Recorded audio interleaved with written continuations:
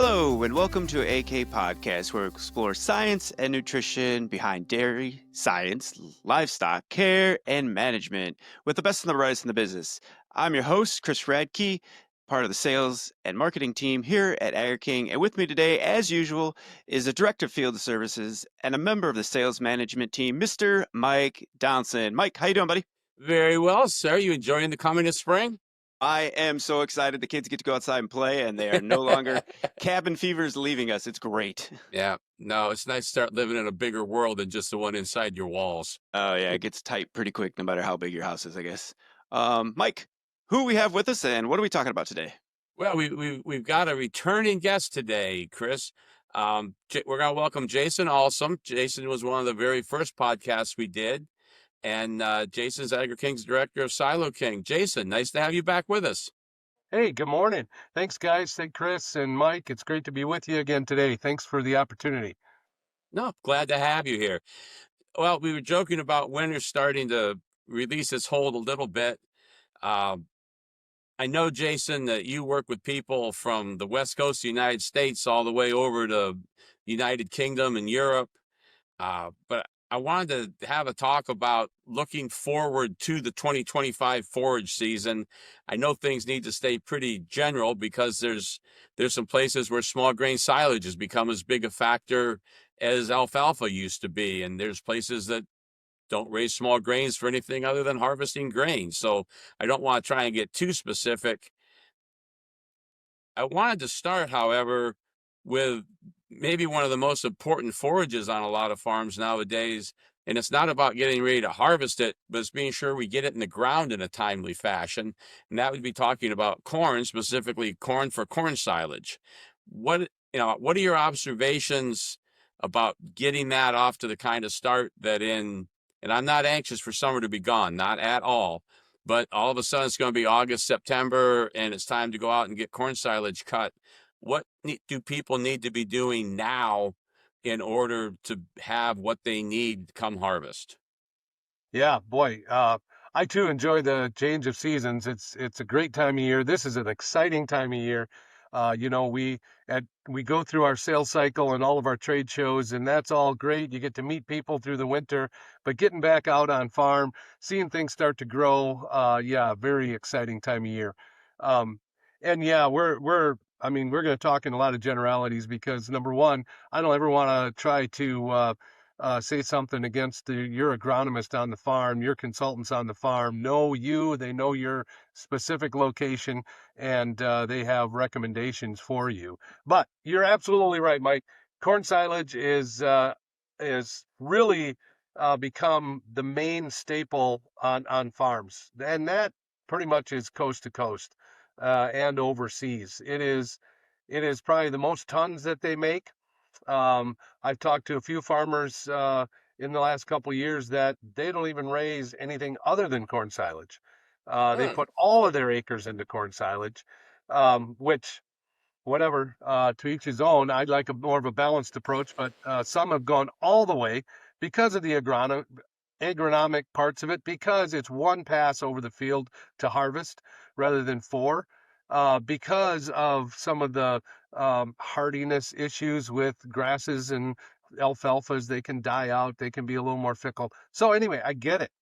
So yeah, what do we do for a good corn crop? Well, first of all, through the winter, I hope they were planning and doing seed selection and picking out what they need to do. Then agronomic for the agronomy part of it, agronomically, to get it to grow. There you go.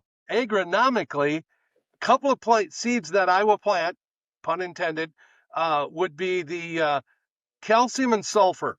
You don't hear that talked to a lot by agronomists. It's NP and K, it's balancing that. But I just want to plant that seed that get out there and test your calcium and sulfur levels. Sulfur, and I'm not going to get into the math behind it, but we have some math. Sulfur at the right levels helps make the plant healthy. Calcium at the right levels drives all the nutrients. So if you want a healthier plant, I'm planting those seeds that calcium and sulfur are something you want to look at. Talk to your agronomist about, talk to an Agri-King rep about. We have done a lot of looking at that because of all of our sampling and tissue testing. So that's one I would start with. And then just be intentional. You've already probably picked out your seed, but man, if we're feeding dairy cows, we have to pick out our seed for digestibility. And if you're just doing a conventional corn, I would challenge you to think about that. Put at least most of your acres that you need for corn silage into a more digestible corn. And sometimes they're hard to find. And I know why. Digestibility and varieties for feeding dairy cows are hard to find because that is only 3% of the seed that goes in the ground is used for dairy animals. So we are It's a that small. low. It's really that low. Is Wow. that low? I read an article where it's 6% that goes into forage, and about half of that is dairy cows. You got beef animals, you got other stuff. So Yeah. we're about 3% of the seed that's planted. So you can see why. I read the article where BMR corn silage, one company is dropping their BMR, just because of that. It's such a small number. So yeah, you have to be intentional, find the right seeds. And then the big ones are ground temperature and be patient, especially in my area. Clay ground, heavy ground, be patient. So when you think you're ready, go on vacation for a couple of weeks or get something else to do and be patient because it has to be ready and you can't compact that ground. So Perfect. Well, let's move on then. You kind of one of my great frustrations. I don't know how, and I understand if only 3% of the seed is going to go for corn silage, I can forgive a seed company for not spending a lot of time on corn silage. If you've decided to have livestock and you're going to feed them something besides straight corn silage, and I'm like you, Jason, if I had a farm, I'd probably be 40 to 60% haylage and the other percent corn silage. But if you're going to make any hay crop at all, you've got one chance to get that first cutting right. And trying to get people to park a corn planter and go out and do that hay or haylage is it can be a losing battle at times, I think. But it starts with getting ready to do that. What are some of the things that even now, if they've just got back from the 2-week vacation you want them to take and they can't get on the field or they've got someone else pumping a pit for them, what are the things that they should be doing now that'll have them ready to go? yeah. Yeah, so you're right there. These small grains, alfalfas, all the way through that, have become, they're a little more critical for the planning part of it, because timing is very important. Now, out in California on the West Coast and a little down south, they're getting ready to harvest their wheatlage. We are on a press to get applicators on and to get ready because in the next week or so, they're going to be laying down their wheatlage Yeah. and taking that in. Now, they make it a little more for fiber and energy more so than protein, whereas up here in the Northeast, we're planting alfalfa and that's our main protein source. So it's very important that we get a high protein. Um, some guys have gone to these mixtures. Well, then you have to supplement a little more for protein because you aren't going to get the 24% protein you get with an alfalfa. So Mm-hmm. planning, you've already done that. You're planned your acres, you've got it planted. So right now, it's equipment. Right now, you should be all your equipment tuned up and ready to go. Once your equipment is tuned up and ready to go, walk the fields. Do it with your agronomist. Do it by yourself. Talk to your extension agent. Get a peak stick. Get a tool that gets you out there and walk the fields. So many guys do not know. They drive around in a truck and they think it's ready to go. They may walk into the field 50 yards and say what length it is or what height it is. You need to do more of that. You need to know where the ups and downs are, what the averages are, where is in relative to bloom, and you need to plan for that. The other thing in part of the planning is what is it for? What are you harvesting this for? So a wheat crop, for instance, or sorghum, sudan, all of those spring crops, what are you planting it for? Is it for the heifers? Is it for the dry cows? Is it for the milk cows? that makes a big difference on how you're going to harvest that. Because if that grass, wheat is for a dairy cow, I want to maximize digestibility. I want to maximize energy. I want to maximize nutrient retention, which means I'm going to cut that earlier. If it's for heifers, dry cows, beef animals, for instance, their fiber becomes a little more important, and you can let that go a little bit more because sometimes, for instance, in a beef animal, you are feeding them a lot of grain, so you may need a little more fiber in there. So letting that go a little longer, it has to be part of your planning to know where it's going. So Does some of that planning even go to, uh, I mean, are there people that, in your experience, are there people that sometimes even need reminded, oh, I guess I better get enough bale wrap, or I can't count on running down to Farm and Fleet or Tractor Supply and getting a 50 by 300 foot roll of plastic to cover this bunker. I mean, some of the things that probably some people do surprise others, doesn't it? yes, yes, and I kind of made the comment that a lot of your planning has to start over the winter. Some of those things Okay. should have been looked at. How much did we use last year? What do I need for this year? We changed our crops. How much plastic am I going to need? Do I need a new load of tires? We joke with some of my reps out in the field that, you know what? They're going to call me the day before or after they cut hay. They're going to call me that their applicator doesn't work, or they're going to call me for Silo King, or, so yes, I get it. There's a lot to juggle, but the better you back it up and go through every step of your harvest and make sure everything is there. Is there enough weights on the pack tractor? What worked last year? What are we going to do? I love the discussions of, okay, here's how we did last year. What are we going to do this year to be better? There should be continuous improvement somewhere in your planning. Yeah. And Yeah. continuous improvement means this bar that we set last year is no longer the bar. This is the bar.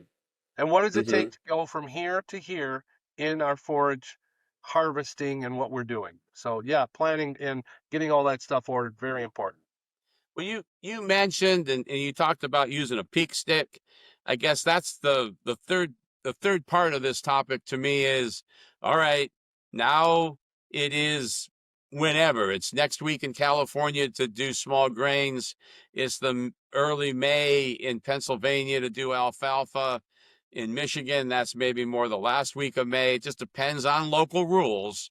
But we're to the point now of deciding when it's go time, and especially talking about the forage, the hay crop that's going to go into the milking herd. How do you coach somebody about when it is time to park the planter if we have to, but now's when we've got a chance to make our biggest amount of high quality fiber, high protein feed. Let's go Yep. do it. Yep. Yep. So again, having goals. So when you do your planning, I think it's very important as part of the planning to have one go-to person who's doing this. Got manager, chief, lead, whatever you want to call them. That person has to execute the plan. When I had a boss in early in my career that said, "One hook, one ass." If you got if you got too many people responsible, who's in charge? Who is the owner going to go to and say, "My quality of forage wasn't there. Well, he didn't cut it on time. He didn't merge it on time. He didn't put the inoculant in the tank. One guy has to be in charge of coordinating that plan, and that's everything from planning the flow, planning machinery, planning custom guys. How are they going to efficiently get this done? You got to have somebody. How are you going to work with the custom guy to make sure the inoculant gets mixed in the tank? That's one that frustrates me. Well, he didn't get enough on. Who's in charge of that? It's somebody's got to be asked. Just ask the question. Did you put inoculant in and mix it up? One question. Somebody's got to ask it. That's got to be part of your planning. So, in order to have a well-run machine, you got to have a plan and somebody to execute it. And so when you're talking about getting the best quality, um, all of those efficiencies are important. But what I really did prior to cutting, for instance, with alfalfa, that's what I did most of the time up here, in Wisconsin, in the north central part of the country. We raise a lot of alfalfa. The peak stick was my friend. I would walk fields for guys. I would put the peak stick down. It gives you a really accurate line. When you get to that 24, 26 inches, it's about at that 180 relative feed value you want. It's about right at that pre-bud stage. Um, so that's when you want to be taking it. And then you got to give your guys a few days heads up, and boom, you have to have a goal on what you want. My sweet spot when I did nutrition work was 180 relative feed value. If I had 180 relative feed value haylage or better, I was happy. Cows were happy. Everything just seemed to flow better on the farm. We had less out of pocket cost. So that is the one thing that I did. Um, then you got, boy, I could go on this for a long time. I don't know if you want to break in and give me other questions, but I would go on and say cut height is important. So many guys want to take that forage right down to the nubs, and then you get dirt circulation. You get dirt mixed up from the cutters, from the disc binds that everybody uses. They're moving fast. It gets thrown all around, and then you're inoculating your forage with dirt. So you got to have that cut a little bit higher to keep the dust and dirt out of it.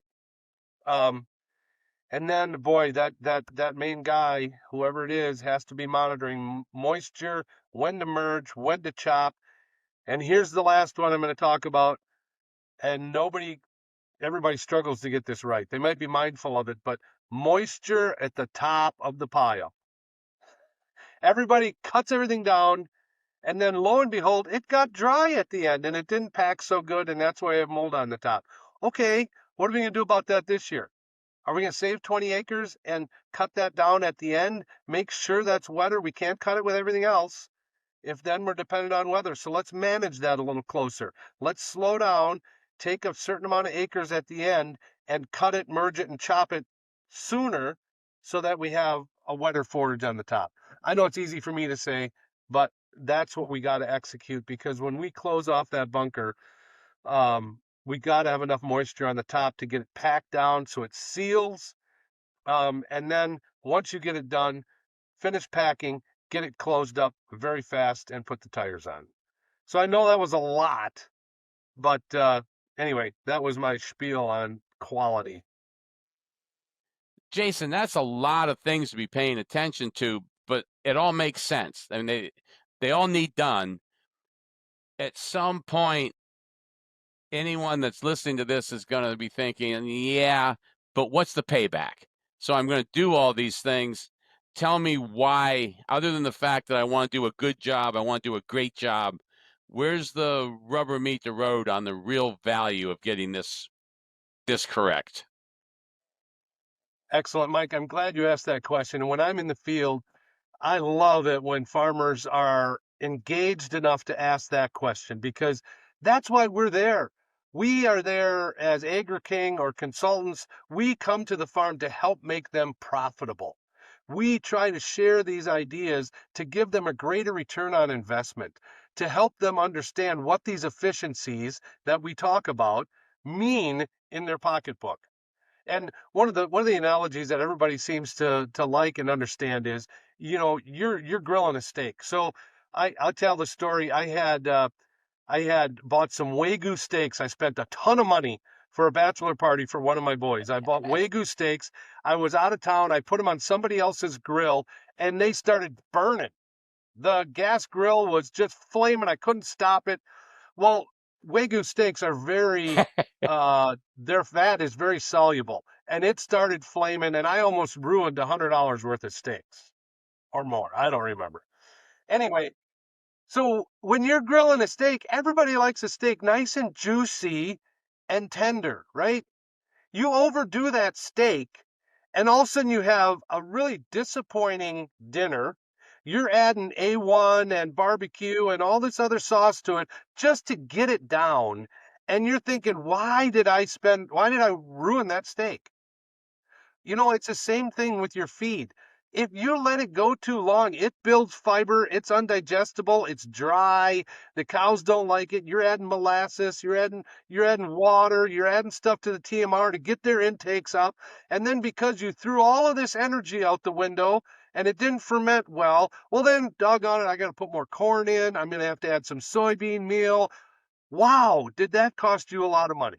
Just like ruining a steak. Mm-hmm. If you don't plan your harvest well, you're gonna ruin your return on investment on the other side. So let's drill that down a little bit. We got a lot of tools to drill that down. But here's one I'll leave you with. If you can increase the digestibility in your TMR now, so this is everything combined, Mm-hmm. one point of digestibility. So let's say we go from a 80% digestible TMR that you mixed up to an 81% digestible TMR. The smart guys tell you that's 3 pounds of milk. There's enough energy in that TMR with 1 point of digestibility to get you 3 pounds of milk. So do the math on that. That's about 20 cents per pound. That's 60 cents. That is, these are rough numbers. You can run them a bunch of different ways, but take 60 cents per head per day. That's $220,000 on a 1,000-cow dairy. Mm-hmm. That's real money. Yeah. That's real money. That pays for your inoculant. That pays for a lot of your plastic. That pays for a lot. If you get the right quality, you can increase your milk without having to add corn, without having to add soybean meal, so you lower your out-of-pocket cost, which is another chunk of money we didn't even take into account. You increase your digestibility. You increase your feed efficiency. So can you see how these return on investments just start to roll? And then really digestibility of forage and getting it at the right quality is one of the biggest drivers in component efficiency. You heard Don Sanders talk about that in his Mm-hmm. podcast. He's championing component efficiency. And what does Don say? Quality of forage. Number one, manage that forage well, get high quality forage, what the cow was designed to eat, and put it in front of her, and you will be efficiently producing more with less out-of-pocket costs. That's where the money hits the road. Well, and as far as and I understand what you're saying about if we're going to grow this for heifers, if we've got a bag or a bunker of just dry cow feed, maybe that part you don't aim for quite such top quality. But the difference in yield across a year is minuscule compared to the advantages you're going to give me, isn't it? Mm-hmm. Absolutely. And that's where you mentioned before, parking the planter and harvesting the crop, the hay crop or grass crop when it's ready, pays back. Because I've never heard a farmer say, you know what, my corn got in 4 days later than I had planned and it ruined my results. No, they all come and say, you know what, I parked the planter, I harvested hay, I didn't notice the difference between what I got in 4 days earlier and what it all caught up. That's because of growing degree days. That early stuff didn't get much more heat. It all caught up because of growing degree days. So you, by parking your planter and getting better quality forage for your animals, made yourself money. And then you finish planting the corn, that all catches up, and then you get that harvested and put away right. And it's so that timing is all part of it as well. I don't even know. Did I answer your question on No, that that's one? good. That's good. I got one question just occurred to me because it's something I've heard you say. And I think it's you talked about having a plan. You've talked a couple times about having a purpose. So pretend for a moment that I'm a dairyman, and my typical way to do haylage, I wait until the crop's perfect and then hope the weather's okay. And I've heard you talk about the need, and certainly we live in a time when you can get a lot of great weather forecasts on your phone and everywhere else. But you've talked about the need to be more aware of that and be able, and if I need a certain length window, if I need 5 days to get a cutting made, whatever it is, that I might need, and this is why I'm paraphrasing you badly, maybe I need to err on the side of going a little bit early, because if I wait till it's going to be perfect, I'm going to be in a 7-day rain cycle. How do you work me through that? Because it's not what I'm used to doing. I'm going to cut on 28 days, and you want me to go out at day 23. This isn't right. Yep. Yep. No. And here's where being ready counts. First crop is critical. And I've seen this cycle happen in my experience where guys aren't quite ready. That first window presents itself when, yeah, the haylage is at 24 to 26 inches. I'd like to have it at 32 inches. I'm sacrificing. By the way, 24 to 28 inches is going to be about right for that 180 relative feed value.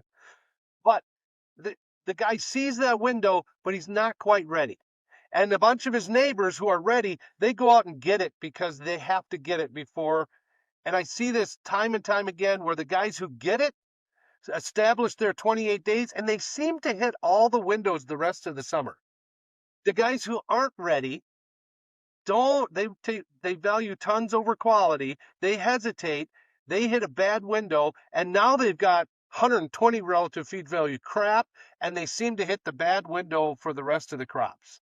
That's my world in the Midwest. But absolutely err on the side, get out there and get it early. There'll be other crops you can make up some tonnage, but I'm telling you, you're short a little bit on tonnage. You're going to be much happier with the quality. The cows are going to be more efficient with their feed intake. And worst case scenario, you've got to add a couple of pounds of cottonseed or soya hulls to fluff it up or add some fiber, or you got to add a little more corn silage or some of your other feeds. You're going to be happier in the long run because you got 180 to 200 relative feed value, and you can save on your out-of-pocket soybean meal and corn purchases and put that in the ration. You're going to be happier. Be ready to go. Ready to go early. That's perfect.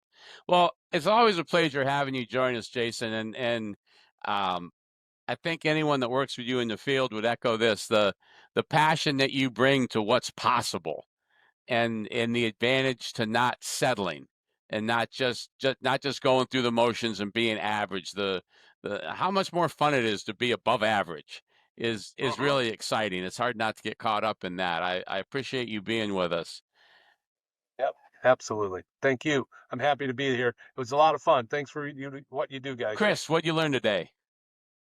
Hey, my biggest takeaway is kind of off of what Mike just said. I imagine Jason is kind of like a great waiter. Like you continually go to the same restaurant over and over, and you'll get the same thing until Jason comes to your table and says, "Hey, you know what? You're getting is great, but what we could offer is so much more." And kind of like what Jason is offering is kind of hopefully what we do here at Agri-King is we're offering so much better, and we just want you to try the samples, I guess. Here, try this, just walk along. You want more digestibility? We can do that. Here, it's just right here. You got to flip the pages over. So I kind of envision that's what Jason does. Maybe has a silver platter with he does it, but just eloquently stares. And like you just said, Mike, he's got great passion about it. So that's amazing. If you like what you heard, you like what you listened to, like what we talked about, hit us up on any of our socials and leave us a review and pass the word along. If you have anything that you would like us to talk about or that you have questions about, you can email us at podcast@agriking.com. Mike, Jason, thank you so much. Have wonderful days. You guys, appreciate it. Thanks, guys. Take care. See you later.